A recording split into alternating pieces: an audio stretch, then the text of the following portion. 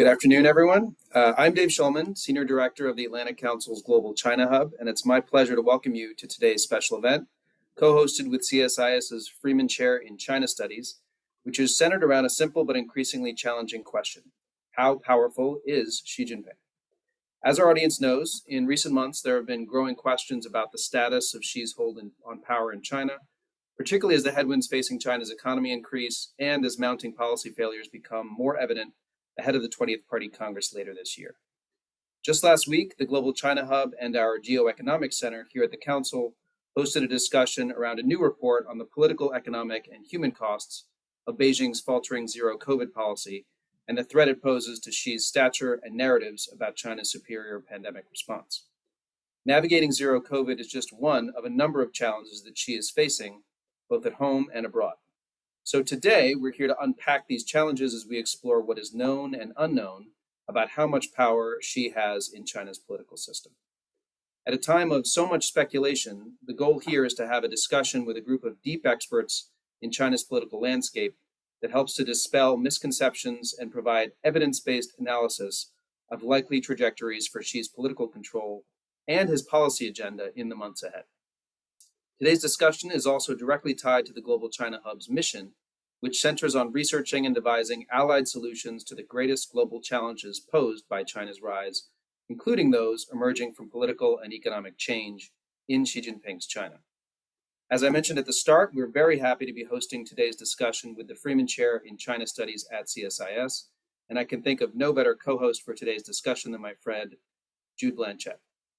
I suspect many in our audience are already familiar with Jude's work, but I'll just add that prior to holding the Freeman Chair in China Studies, he was engagement director at the Conference Board's China Center for Economics and Business in Beijing, and before that, he was assistant director of the 21st Century China Center at the University of California, San Diego.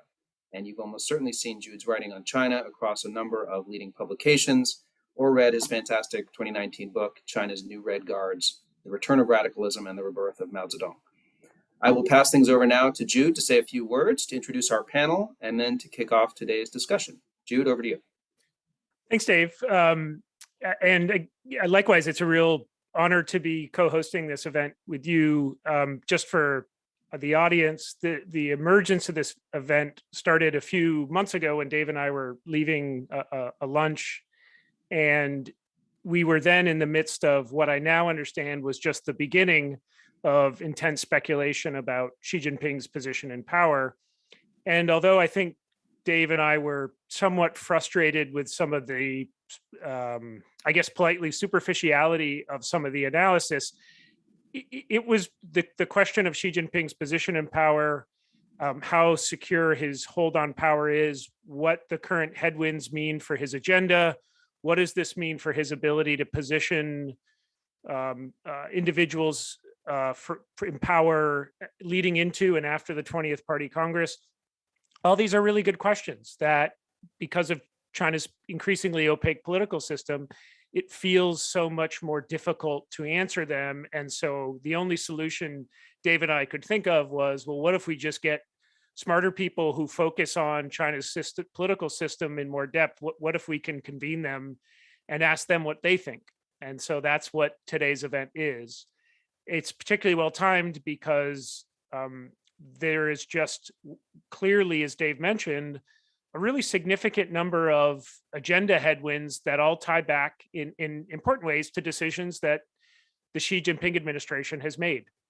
And China's political system is made up of human beings like other political systems. They put their pants on one leg at a time, and they face political limitations, constraints. Individuals within this political system face incentive structures that, while they may differ from other political system or regime types, nonetheless are real and exist. And so I think it's really critical that we continually ask ourselves these important questions. And those of us, just to be honest, who are somewhat skeptical of the current narrative of, Li Keqiang leading a battle charge to take over Zhongnanhai from Xi Jinping, I also think it's important that we don't become so cynical about yet another round of rumors about Xi Jinping's fall from grace that we miss the signs of potentially weakening in power. I always think of that Ceausescu moment where he's sitting on the balcony December 25th, 1989, and he looks secure and in power until someone in the audience below boos, and suddenly the cracks in the foundation emerge quickly and the edifice falls.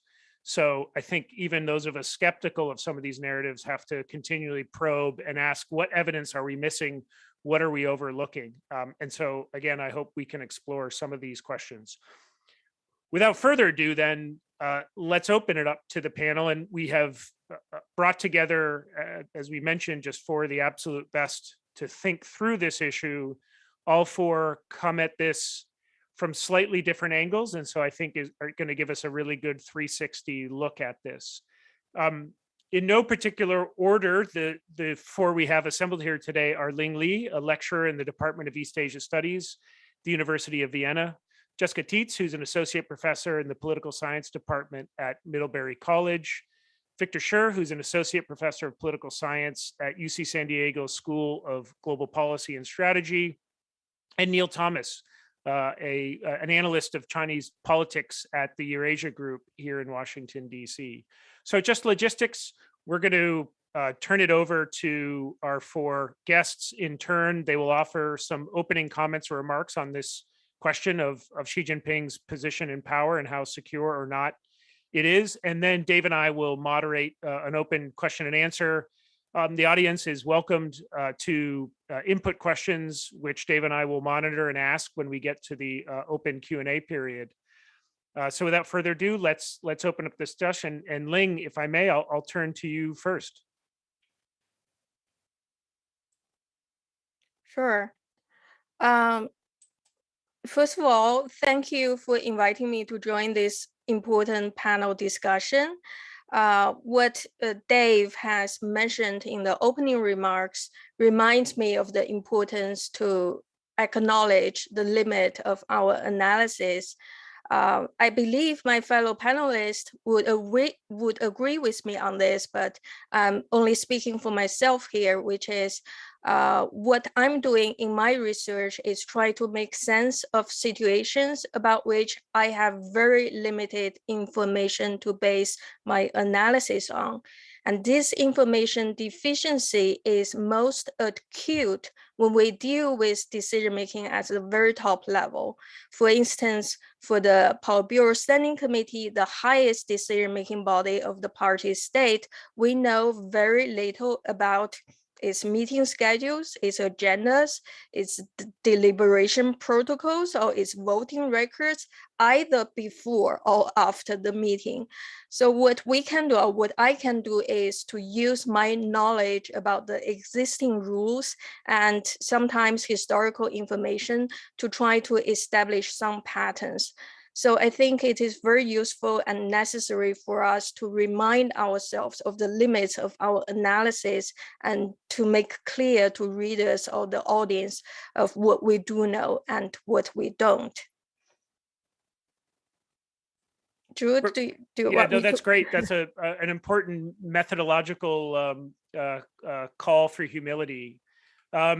Jessica, if I can turn it over to you next. Yes, I also want to say, thank you for the invitation. And like Ling, I didn't really know the answer to how powerful Xi is, so I was also hesitant to take part of this panel because I wasn't sure I had a very good answer. And so what I tried to do is I tried to look at the research that I had to try to figure out how powerful he is. And so since I mostly studied local officials, I looked at the cadre evaluation system, discipline inspection system, and information about local conditions, like what sort of information is available and how is it accessed. And so I was able to try to evaluate how powerful I think he is. Should I go ahead and share some of my initial findings, or do you want me to wait? No, please do. Please do. Okay. So basically, when I looked at this system, so this is the cadre evaluation system, discipline inspection, and then the information that the central government has about what's happening at the local level. So these are the mechanisms for control. And what I found is that Overall, Xi does have more effective control mechanisms than any previous administration. So he has a more streamlined and balanced cadre evaluation system, and he centralized the punishment mechanism. So discipline inspection and the anti-corruption campaigns, these have all been centralized. So for the changes with the cadre evaluation system, what we see is that the targets have become increasingly balanced so that they're not purely just economic targets. And also the benefits aren't just promotion, but there are other types of non-promotion benefits. For punishment, punishment is more regular and more consistent.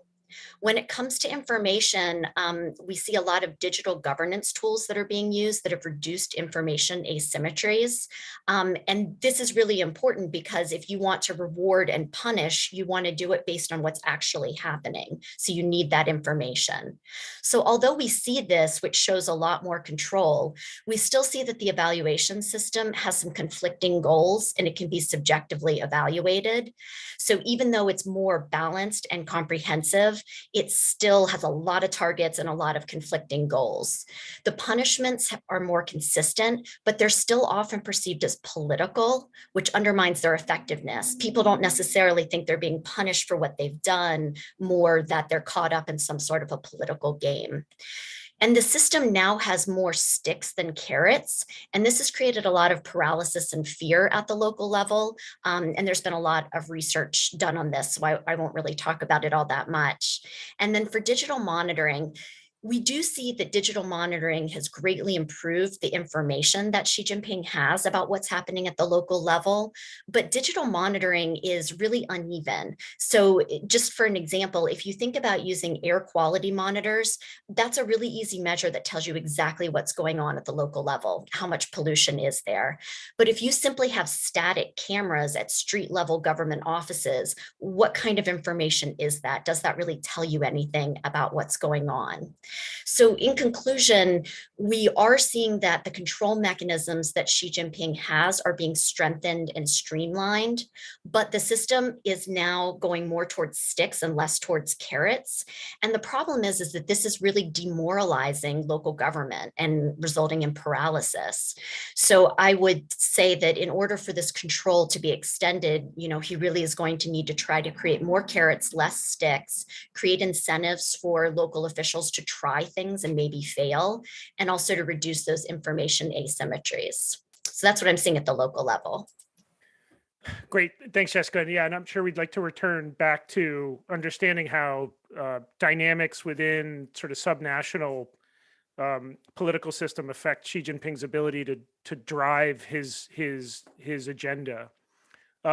Victor, if I can turn it over to you next. Yeah, sure. So I very much agree with Li Ling's caution that at the end of the day, there's only so much we can do. But I do believe that there are some observable metrics of power within the Chinese political system, even for outsiders. So the one that I've looked at, of course, over a number of years is who gets promoted, who gets purged, and their prior relationship with various leaders at the top. In this case, of course, most importantly with Xi Jinping. The other one that Jessica also mentioned is, the degree to which the current leader is able to change institutions, especially important institutions in the regime. By that metric, and of course, Jude, you know this very well. Since 2012, since Xi Jinping took power, he has made a lot of changes, both on the personnel front. We saw this in the 19th Party Congress.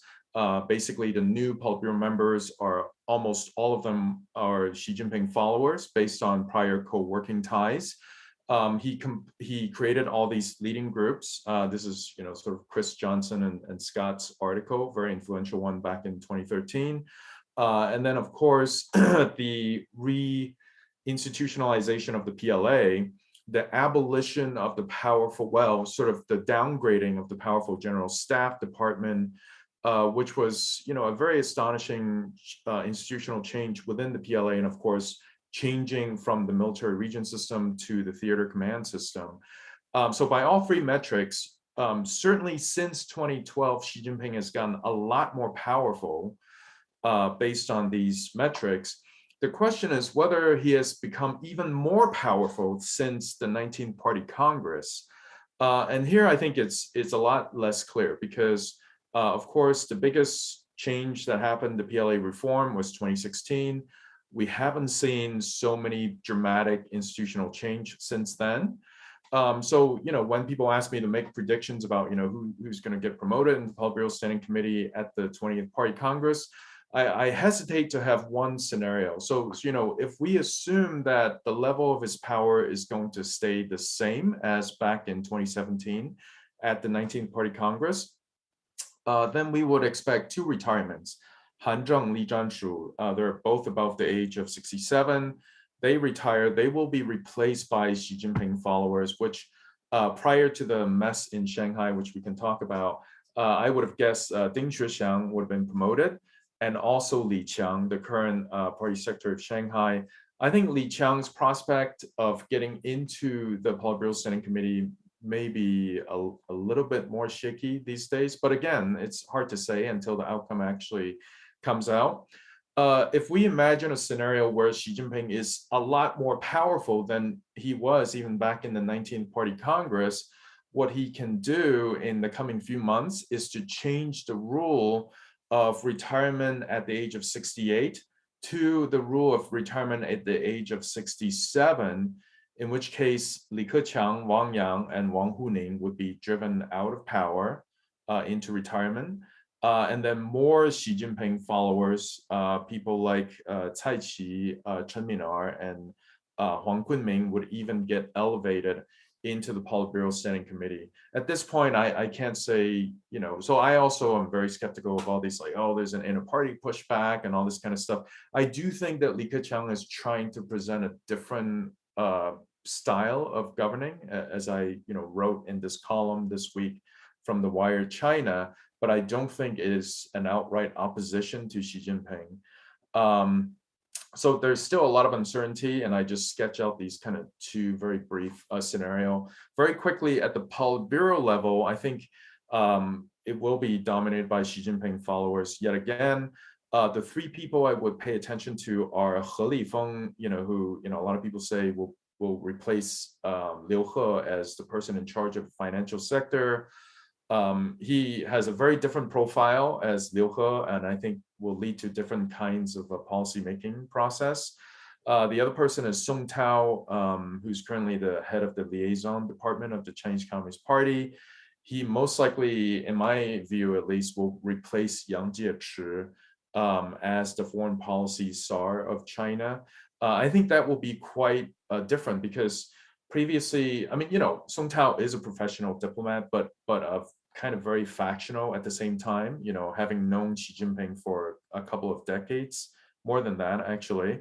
And that's different from the usual pattern in recent years where the foreign policy czar are not very factional. They have moved up the Ministry of Foreign Affairs hierarchy step by step. So I think we will see something different potentially. And then finally, Qi Yu, who is currently the party secretary of the Ministry of Foreign Affairs, actually very low profile person, but deep connections to Xi Jinping. He, I think, probably will take central organization department that had been his career up to this point, up to the point when he joined the Ministry of Foreign Affairs for a very mysterious reason that I can't possibly fathom. So I think these are kind of the rising stars, if you will. But even before that, we don't know, whether Xi Jinping will choose to exercise what surely is more power that he possessed today than at the 19th Party Congress and force a rule change. Anyway, yeah. Great. Thanks, Victor. Yeah, that was great. Neil, turn it over to you now. Hi, good afternoon. It's a pleasure to be joining everyone to discuss such a timely subject. So a huge thanks to the Atlantic Council and to CSIS for hosting this event. I just wanted to use my brief opening remarks to sketch the outline of a kind of framework for assessing the power of a Chinese leader, which I hope can be helpful for us in thinking about Xi. The starting point for any type of framework like this is that, as we've discussed, we don't see most of the politics that happens in Beijing, but I'd agree with Victor that we do know something, and perhaps we know enough about the structure and the outputs of Communist Party decision-making to at least be able to stress test some of these claims about whether Xi is in trouble or not. The spoiler alert is that I believe that the evidence that we do have suggests that Xi remains the dominant force in the party, and will almost certainly win a third term as General Secretary at the 20th Party Congress this fall. But so such a framework, I think, would have at least 4 pillars: personnel, profile, policy, and pushback. And you probably want to be seeing a weakening of multiple pillars to really be able to confidently say that Xi is facing some kind of trouble. So first of these pillars would be personnel, which is who holds office in the political system, and what offices are these. So I think this, as Victor's also touched on, who holds positions of power is some of the most reliable evidence we actually have amidst a huge scarcity of evidence about what the balance of power is within the party. And there's a familiar story that Xi has crippled rival power centers. He's centralized decision-making institutions and changed them to be more focused on himself. He's refused to anoint a successor, and he's really stacked the system with leaders who either worked under him, worked under one of his close allies on the Politburo, or have other personal, familial, or educational ties to him. And if we just take these proxy measures, my rough count is that the so-called Xi faction has 64% of places on the Politburo, and also about 71% of the current provincial party secretaries who are likely to move into the next Politburo and replace the roughly half the members who are retiring, including 5 of the 6 new party secretaries were appointed this year have ties to Xi or one of Xi's main allies on the Politburo. Suggests that Xi still has a pretty good hold on political decision making. That's also true when we think about the party's hold over the gun, so like the security services and the military. The Central Military Commission, again, about 71% of people on there have some kind of direct tie to Xi or someone close to him, and roughly 60% of people on the Central Political Legal Affairs Commission, the internal security apparatus. It's not dispositive, but this suggests that Xi remains in pretty firm control through his political maneuvering of the kind of key institutions of power in an authoritarian system. And Xi doesn't seem to be under pressure to purge any of his allies for poor performance. The party secretary of Hubei was removed 18 days after the Wuhan lockdown, but Li Qiang is still Shanghai party secretary a good 65 or so days after that began to a citywide lockdown. So Chinese elite politics has kind of gone from being this power balance between rival factions to something that's more like a dominant faction, which is a term that some academics have used under Xi. And I think that translates into political power because cadres who owe their roles, their positions to Xi, they're more likely to support his leadership and his policy agenda, even if there are mounting headwinds against it. The second kind of pillar of this framework would be looking at profiles, like the level of influence of leaders suggested by official media like the People's Daily. This is important because it's how the party communicates with its 95 million members and many millions of leading cadres and public servants. So what's transmitted by these media are relatively authoritative messages from the center about politics and policies. And while it's certainly not dispositive, the prominence of someone's name, image, and key phrases is, I think, valid when we triangulate it with other sources as a rough proxy for relative power.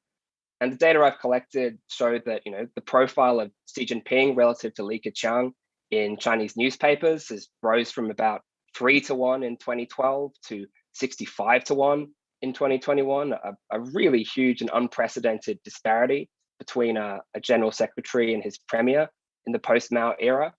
That ratio this year, it's down to 30-to-1, but it's still a very dominant position for Xi, and it's 9 times higher than that ratio ever was for Xi's predecessor, Hu Jintao, relative to his premier, Wen Jiabao. And still, all this type of data we get from state media, we have to interpret it and approach it with some caution. And Li's higher profile could be less to do with his own influence and more to do with Xi making him a more visible face of economic policy and a a difficult year, with the potential to scapegoat him if growth falls really far below target, which it increasingly looks like it might do. And we're also seeing in the party media, including a really long article in yesterday's People's Daily, a continued strong emphasis on ideological formulations that are strongly associated with Xi's power, like the two upholds and the two establishments introduced in last history resolution, which suggests that Xi's hold on the propaganda apparatus, at least, remains extremely strong. And this message, the messaging of the party to its own members, still very much focused around Xi and his own power and his policy agenda, which leads on to the third pillar, which is policy. So whose political will is actually getting implemented through the party and the government, which looks at how it's kind of like, how does the Chinese leader convert personnel propaganda advantages into actual practical outcomes? And if we look at the last 10 years, we can look at how Xi has promulgated a record number of party regulations, record number of state laws, which has in total helped him reshape the structures and priorities of Chinese governance. He's also reshaped the voice of Chinese foreign policy. But more recently, obviously, the main issue here is Xi's zero COVID policy and this emerging narrative that Premier Li's focus on economic stabilization measures shows a leadership split, or Beijing talking with two voices, as one recent article put it. My view is that this narrative about policy is rather overstated. Xi himself really has stressed the need to coordinate epidemic prevention and control with economic development. And I think through that lens, Xi's economic policies are not really in opposition to zero COVID. They're more actually supporting the continuation of this zero COVID policy. I think this illustrates the importance of both close and broad reading of the many policy documents that come out of of Beijing and the party center. And if we look back for a few months and years, we see that Xi himself has often chosen to slow down or backpedal signature policy agendas in order to stabilize growth. I mean, Xi has emphasized that development's the #1 priority for the party. He recognizes its importance. And I think common prosperity is a kind of classic example of this dynamic. And the fourth pillar, quickly, is pushback. So how strong is opposition to the current leadership that we can see? It's just probably the most amorphous of any pillars in this potential framework, because the hard facts of personnel and policies and profile, they don't show us what's happening behind the scenes. And there's clearly a level of dissatisfaction with Xi and with his policies among both the Chinese elite and among the Chinese public. There are many media stories that have highlighted Chinese voices of conscience that are opposed to Xi, but it's really difficult to know what the overall level of pushback is, and it's difficult to interpret which pushback is actually a sign that Xi's power is in trouble. But I'm still thinking through how to structure this more formally, but my preliminary view would be that signs of pushback are unlikely to be very politically significant unless they're from relatively high-ranking leaders in high-level publications and are highly sustained. So, and the example of one ministerial level official, Chu Qingshan, writing one article in People's Daily that doesn't mention Xi, despite writing many other articles that do nothing but praise Xi, it's probably not great evidence of concerted pushback against Xi's agenda. So, I'm cautious about saying Xi's in trouble based on criticism from scholars and business people in China or netizens on social media. Because it's worth remembering that Xi's people in the system are pretty unlikely to be talking with Western journalists. And, again, authoritarian leaders also, they may want and desire performance legitimacy and economic growth and popularity, but they don't rely on that to stay in power. It's their hold over, the institutions and especially the use of force that is really kind of keeping them there. But still, I think it's fair to say that discontent is probably rising with zero COVID. So just in summary, this framework is very much a work in progress. It's an idea for discussion. It's imperfect, it relies on interpretation. But I just wanted to share it here to encourage focus on monitoring changes in what we actually know about Chinese politics and what that says about Xi's power. And even that's not the objective truth. Given we lack so much information, I think it's a useful stress test for kind of grand claims about Xi being on the up or being on the down. So, in conclusion, I think, Xi remains very powerful. He'll win a third term. Still this slowing growth could push Xi towards, more emphasis on competence in addition to political loyalty and his promotions at the 20th Party Congress, and perhaps, to an emphasis, and a returned emphasis on the gradual nature of some of his regulatory agendas in the 20th Party Congress report. And I'll just leave it there. Great, Neil. That was fantastic and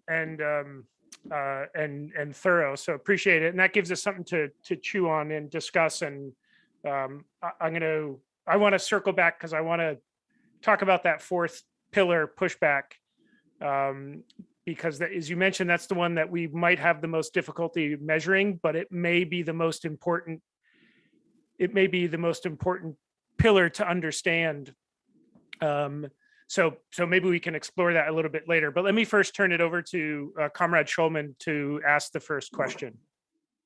Thanks, Jude. Yeah, just to echo, those were great presentations, and I think covered at various levels, the growing level of power that she has at the local level, and the metrics of power and what we should be looking at are the pillars of power, as Neil put it. So I think a lot to dig into. I want to mention, I think we already said at the start, and I see there's some questions in there already, but please, for the audience, throw some questions in the Q&A function, and we will definitely get to those in due course, in short order. But I think I wanted to, my initial question would be kind of jumping to the so what of all this, which is, I think for those of us who watch and analyze China all day long, it might be evident and obvious why it matters whether or not how much power Xi Jinping has in the political system and whether it's growing. But I would ask, our panelists to kind of, offer some initial thoughts on, why does it matter and what do we see in terms of the policy impact that comes out on the other side as a result of Xi having more power in the system. And Neil touched on this a little bit, but how does that play out? Is that through the leading small groups? Is that through party regulations? Is that through other means? And in which areas would you say, we expect the impact to be greatest in terms of where China's system is going, but also in terms of which policy areas? So just, kind of an initial, throw it out to maybe Neil to start, where do you see the real so what of all this in terms of if Xi's power is growing in the system, and if there is going to be no significant pushback, what should we expect in terms of policy outcomes going forward? Thanks, Dave. I think some of the major consequences would be on policy initiatives that are quite closely associated with Xi and kind of Xi's administration in terms of what would actually be affected most by Xi being more or less powerful in the system, or with Xi being or not being leader. So I think things like common prosperity, things like the property crackdown, the growth model. I mean, Xi has a kind of clear vision for where he wants the economy to go. It's a vision that is focused more on the state sector. It's focused on addressing inequality. He hasn't made a lot of progress towards many of these goals, but there's an idea of where to take the Chinese economy and how to do that. And that idea is certainly not in line with kind of previous kind of understandings, even within China itself, of like what the best way forward was in terms of moving towards more, not wholesale liberalization and opening, but more market-oriented reforms, a lesser role for the state sector. So I think, that's one major area where we'd see they'll be affected by Xi's relative standing. I think another major one would be foreign policy. I think it appears from what we know that Xi is quite closely associated with the elevation of more hawkish and nationalistic voices within the Chinese foreign policy establishment. It's not to say that other leaders would not quite assertively stand up for China's interests, but the tone and the kind of emphasis that we've seen under Xi, I think is something that would also be affected were he to be much less powerful, or if he was to not be leader anymore. So I think that's two major ones, and I'll leave it to other panelists to go into other areas as well.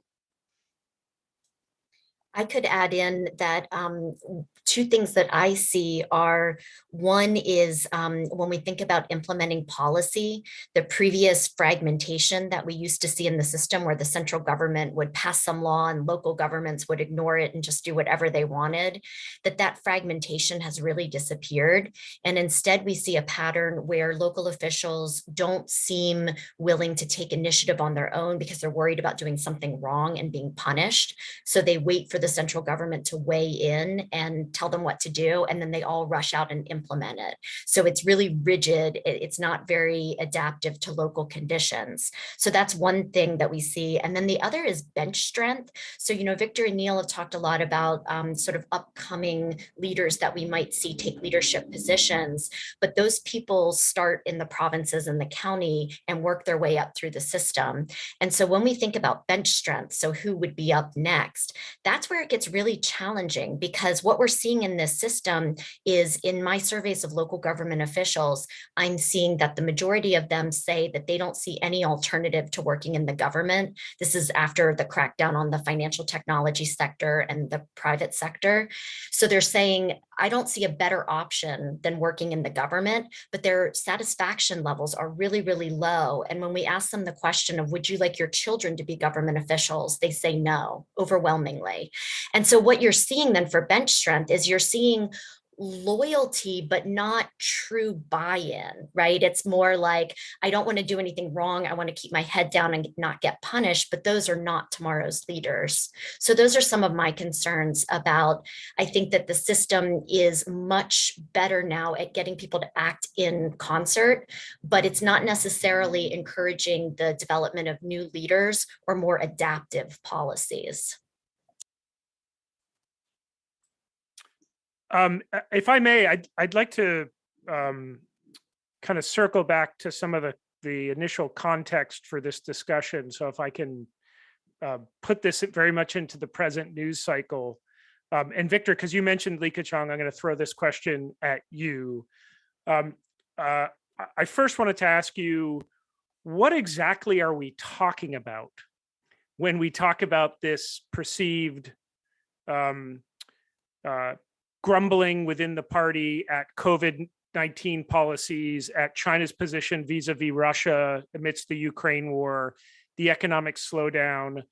It seems to me that we're really not articulating very clearly what precisely it is we're talking about. Are we talking about, there's the prospect that Xi Jinping is thrown out of power, that he does not get a third term as general secretary? Are we talking about potentially mobilization towards some sort of more formal leadership challenge because the rents to go around are potentially getting, are diminishing at the margin? You've got elite private sector flight from China. I've been hearing a lot of this, by the way, just anecdotally in the tech sector. VCs here in the United States are talking about more door knocking from their friends in China who are saying they want to get the hell out of there.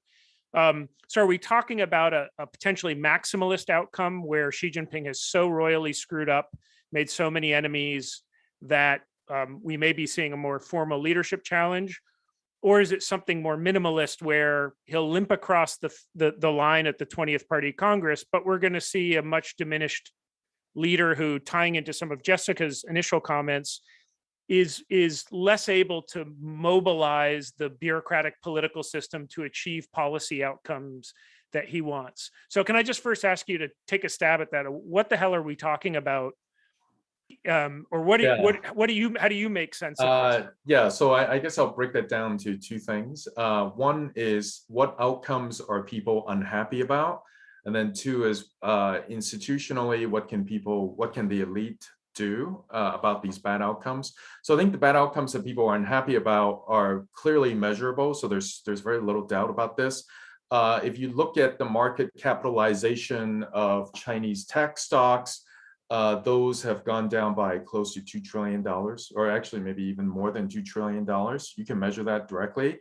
A lot of people have become poorer. And of course, these are the elite, who cares about them, et cetera, et cetera.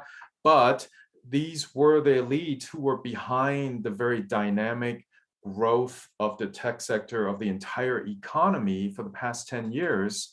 and they have collectively taken a $2 trillion plus hit to their wealth. So they're not happy. More recently, you can look at the economic data. So from first quarter bleeding into second quarter, growth has sort of collapsed, consumption has collapsed. You know, a lot of the retail sales in different categories have collapsed. Real estate sales have collapsed because directly of the accumulation of all these different policies implemented under Xi Jinping's watch, deleveraging. You know, housing is for to live in, you know, not for investment. So as a result, very restrictive policies on the extent to which urban residents can buy a second or a third apartment. And then, of course, the lockdown put the final nail in the coffin. So real estate sales now is in deep, deep trouble. And if it doesn't recover, actually could create quite a huge problem for Chinese economic growth. Okay, so what can happen? What can the elite do? Because Xi Jinping controls the military and security apparatus, and I completely agree with Neil and, you know, some of Li Ling's previous work on this, that there's no chance of a kind of a Khrushchev style, you know, the attempt to to remove Khrushchev, you know, sort of toward the beginning of his rule of, you know, the entire Central Committee voting, you know, trying to vote him out of office. I just don't think, given the amount of surveillance capacity of the Chinese security services, that's not possible. I think at the most, what Li Keqiang is trying to do is to demonstrate a different style of leadership, one that's very consistently pro-business, cutting taxes, cutting red tape, making business possible for foreign investors in China, to show a different style of leadership, to create this kind of, you know, unfortunately from the ground up pressure on Xi Jinping potentially. The problem is that Xi Jinping is surrounded by people who are very close to him, Ding Zhixiang, whose careers are totally dependent on Xi Jinping himself doing well and being powerful. So they will filter a lot of this information before they even bring it to Xi Jinping. I mean, we don't even know, at least we from the outside world, we don't know how Xi Jinping interpreted what happened in Shanghai. Maybe he doesn't think it's such a big problem because the information that he's getting is that, oh, there are isolated incidents of people not getting food, but by and large, Li Qiang handled it very, very well. You know, of course, there are some economic sacrifices, but Shanghai did achieve close to zero COVID. So Shanghai, for all we know, internally, they're celebrating. They're popping champagne and say Shanghai is a great victory of zero COVID policy. We just don't know. Yeah, thanks, Victor. Just a quick follow-on question. One of the logical conundrums I can't get out of in terms of thinking about the speculation more recently is, it seems that the inference is Xi Jinping's insistence on COVID zero is driving massive frustration, which is potentially going to boomerang back and hit him in the face. But the fact that COVID zero is being implemented by everyone in the political system seems to indicate that Xi Jinping has a pretty darn good handle over the political system. Am I missing something on that? Yeah, no, exactly. So there is a lot of, yeah, so I read all about, and Jessica, you know, you've done the survey, it's all true. You know, local officials, the morale is extremely low, but when the order comes down to say, build these walls around residential compounds, don't let anyone out, they do it. We don't have cases, at least in a major urban center, where large number of local officials say, screw this is crazy, I'm not doing it. At least I haven't seen any cases like that. So fear overrules low morale, I guess, for now. I want to jump in with a question, I guess, directed at Ling, because I know you've done a lot of great work recently on questions around norm breaking and institutions of collective leadership and what we might see coming up at the 20th Party Congress. So I want to kind of invite you to offer some of your thoughts on that, whether it's, you know, around age norms and retirement norms or other dynamics that we expect to see. And then related to that, you know, if you or others have thoughts on the degree of personalization we now see in the political system under Xi, which we've, of course, I've talked about already a little bit, particularly as we talk about what's happening in the propaganda system. But I'm curious, where you see that going and what that means for Xi's power in the system and how much of a liability it is in terms of control and ability to make effective policy choices, given the tendency of personalist regimes to create echo chambers where good information is hard to come by. So kind of that institutionalization or the breakdown of norms, and then what we're seeing on the personalist side and what we expect to see in the months ahead. Again, with the caveat that Ling set us out with from the get-go, that we have very limited information on all these things, but what we know and what we don't know and what we might speculate on. So Ling, maybe start with you. Okay, thank you for giving me back the opportunity to talk something substantive about my own research. Here, with a limited time, I want to mention one thing, which is about the term limit. And there seems to be some misperceived belief in that there is such a term limit for the party general secretary. People who are committed to this belief seem to have relied on two pieces of evidence. The first is the PRC constitution, which sets a term limit to top offices of most state institutions, except the PRC chairman after the 2018 constitutional amendment. But even before the amendment, the term limit on the PRC chairman does not apply to the position of the general party secretary. The constitution does not regulate the operation of the CCP. When the law becomes a hindrance to the party's practices, the party usually changes the law, not the other way around. The second piece of information that makes people believe there is a term limit is primarily the party directive on cadre selections and promotions, which was first enacted in 2002. This directive has been quoted a lot in the arguments that there is such a term limit because the directive has a provision that limits the number of terms that a cadre can hold for the same position.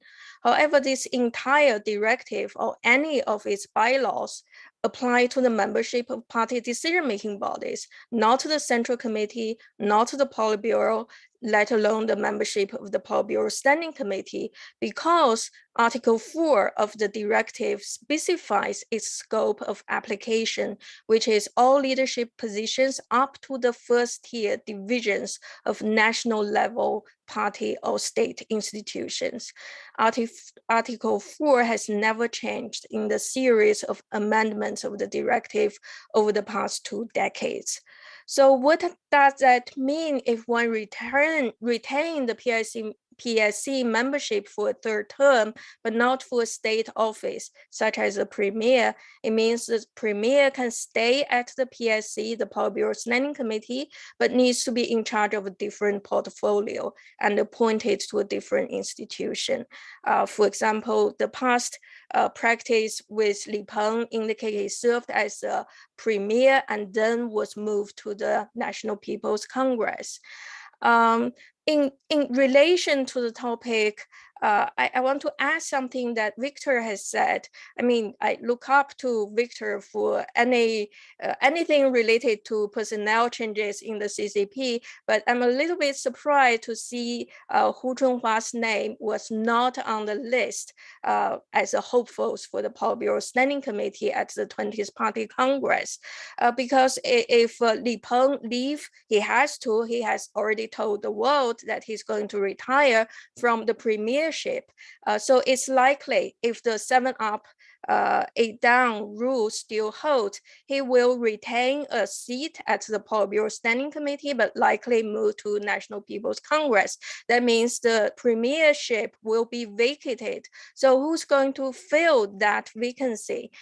There's one pattern that has been established from past practices, which is the premier has to have some kind of apprenticeship as a vice premier, at least for a few months. Li Keqiang did that, Wen Jiabao did that, Zhu Rongji did that, and before that, I think even Zhao Ziyang had, I believe, 5 or 6 months as a vice premier before he was promoted to the premiership.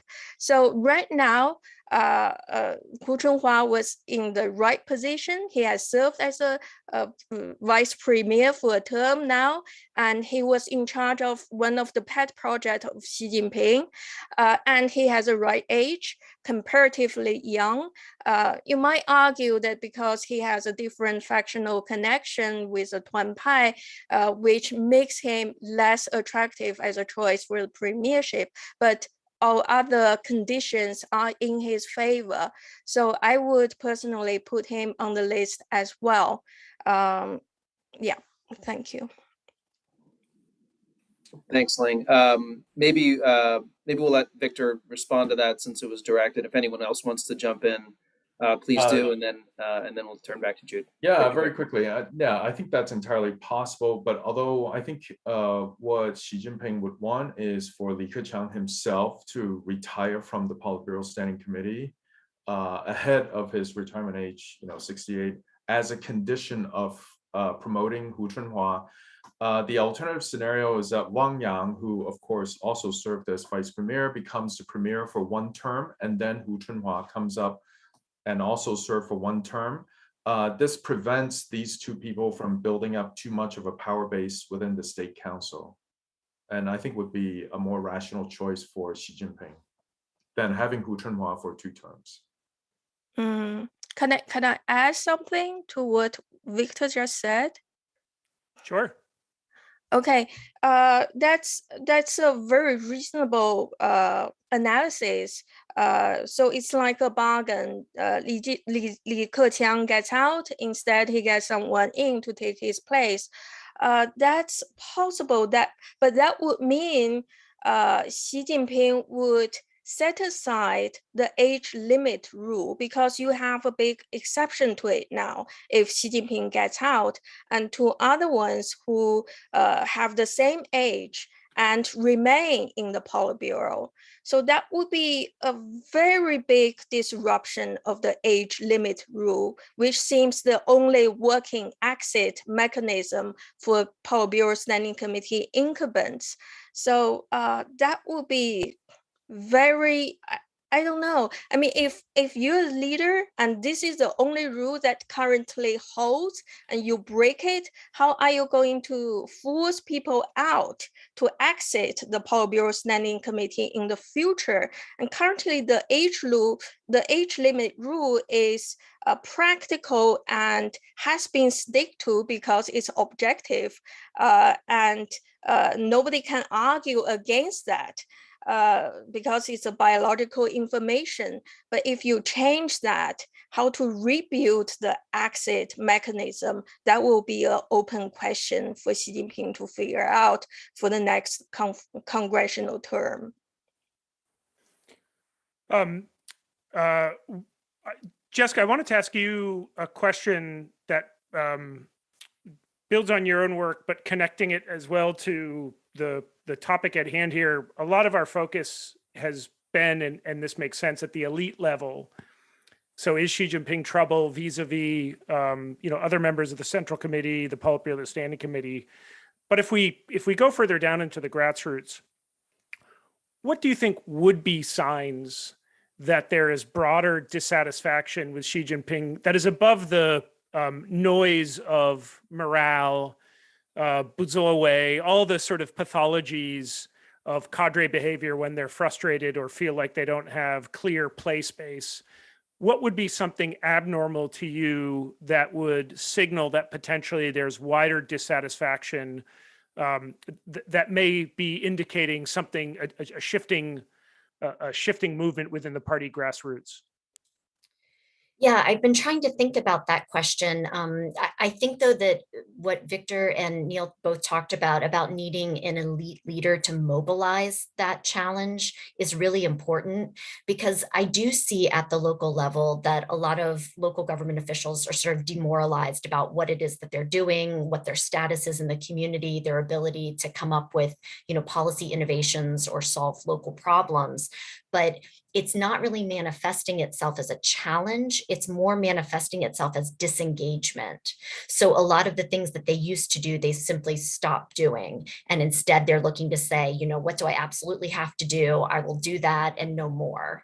And so, you know, thinking about that as a challenge to Xi Jinping, I don't think that it will show up in a direct political challenge. I think what you would see more is that Xi Jinping and the center will have to expend more resources in order to govern. So they'll have to start to create more carrots or more sticks. Although I would say right now, the system, at least it feels to local government officials, is that it's already heavy on the punishment. So I would think they would need to build in rewards, especially as you have a continuing anti-corruption campaign that has taken away a lot of the economic benefits. Even if we all can all agree that corruption is a bad thing, still it's taken away a lot of the economic benefits of those positions. And so I think that, you know, we're not necessarily going to see a direct challenge, but we're going to see a whole pool of people who aren't that happy. And they're either going to have to put more resources into the system to govern, or you might well see, you know, a different elite faction that emerges be able to pull that support over to them.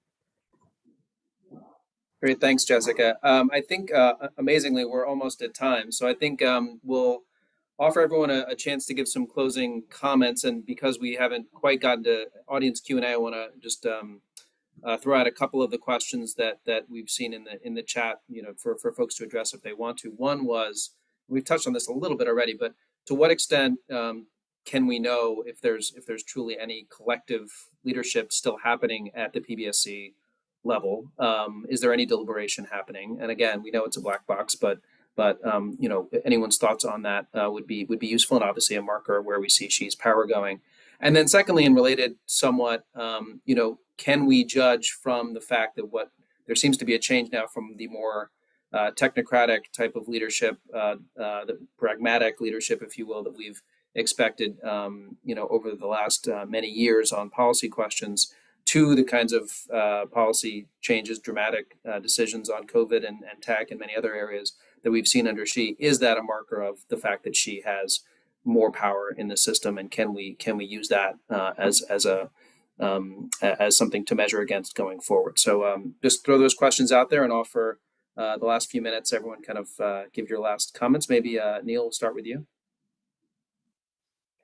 Sure. Yeah. I mean, I think, you know, this kind of bigger pendulum swing, if you like, between different policy directions that we're seeing under Xi Jinping, like, you know, launching a big new initiative, like say current prosperity or financial reforms a few years ago, and then kind of swinging back to something a bit closer to where the system was beforehand, once the kind of secondary effects or the economic damage of, you know, this sudden shift becomes more apparent. I think, yeah, that's kind of a classic symptom of more personalized leadership under Xi Jinping. And it's certainly, you know, one of the pieces of evidence that would contribute to a judgment that, you know, there is less collective decision making than previously.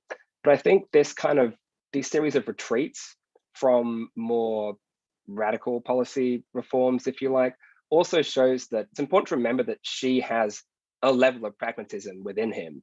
There's clearly a desire this year to retain some baseline level of economic growth. I mean, they wanted 5.5%, probably won't get that, but there's a clear recognition that growth is something that is desirable politically and important also internationally for China's power. You know, can China, you know, have this great rejuvenation of the Chinese nation if it doesn't grow at, you know, 5, 4, or even 3% per year for the next couple of decades? So I think it's important to, you know, balance this kind of more, you know, Xi as kind of radical Maoist policy reform idea with, you know, the evidence that shows that there's actually a lot of economic policymaking still going on, and a lot of concern about growth that still exists, you know, even going up to the top of the system. So I think there's not no collective decision making. There are still other people having inputs into the system. It's just more Xi's advisors than necessarily all the members of the Politburo Standing Committee and the Politburo. And I'll pass it on to whoever wants to continue this thread, conscious of time. Great, thanks. Maybe Victor, go ahead. No, we'll leave the time to Li Ling, actually. Okay. Really, thank you, Victor. But I'd rather answer the question from another member of the audience, which is about the collectiveness of the decision-making process in the Politburo and Politburo Standing Committee. That's a question that fascinates me as well. What I found is the Politburo Standing Committee seems to be less a collective decision-making body than the Politburo, because all important decisions comes from the Politburo. Very rarely you see a decree from the Politburo Standing Committee. However, the Politburo Standing Committee does meet. They meet regularly when the Politburo Standing Committee hears the reports from the party groups of all state institutions, which happens once in a year since 2017, I believe. And they also meet after any national disaster. For example, the general flooding and some earthquake anywhere in the country, and other not natural disasters, such as after COVID breakout in Wuhan in 2020. In the 2 months following the Wuhan breakout, the Politburo Standing Committee met in great frequencies, like 2 or 3 or 4 times a month. And they have recently met again after Shanghai problems. So I don't think the decision-making process takes place in the in-person kind of approach. Probably they will make decisions collectively more in the written circular kind of approach rather than sitting together to have a meeting. So that would be my speculation. Yeah, maybe others have more to add. Thanks. Maybe Jessica, just final word to you, if anything else to add. Sure. I just wanted to point out that a lot of the centralization that we see, it's actually fixing problems in the system. So centralization by itself isn't necessarily a bad thing. It's just that I think the thing that I'm most worried about is if you have too much centralization, you have disengagement at the local level from local officials and local citizens.